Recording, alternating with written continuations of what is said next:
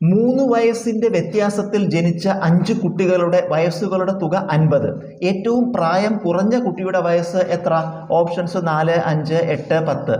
3 വയസ്സിന്റെ വ്യത്യാസത്തിൽ ജനിച്ച കുട്ടികളാണ്. അപ്പോൾ നമുക്ക് ആദ്യത്തെ കുട്ടിയുടെ വയസ്സ് എക്സ് ആണെങ്കിൽ 3 വയസ്സ് വ്യത്യാസത്തിലാണ് ഓരോ കുട്ടികളും. അപ്പോൾ അടുത്ത കുട്ടിയുടെ വയസ്സ് x+3 ആയിരിക്കും. അടുത്ത കുട്ടിയുടെ വയസ്സ് x+6 ആയിരിക്കും. അടുത്ത കുട്ടിയുടെ വയസ്സ് x+9 ആയിരിക്കും. അടുത്ത കുട്ടിയുടെ വയസ്സ് x+12 ആയിരിക്കും. 1, 2, 3, 4, 5 കുട്ടികളുടെ വയസ്സ് എഴുതി.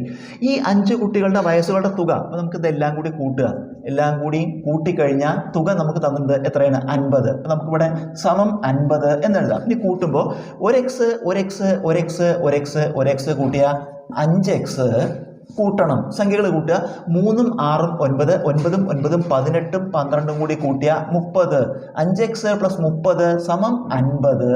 ഇതിന്ന് എക്സ് കാണണമെങ്കിൽ ആദ്യം 30നെ വലത്തോട്ട് എടുക്കുക. അപ്പോൾ കൂട്ടണം 30 എടുക്കുമ്പോൾ കുറയ്ക്കണം 30 എന്നാവും. 5x സമം 50 കുറയ്ക്കണം 30. 5x സമം 50 30 കുറച്ച 20.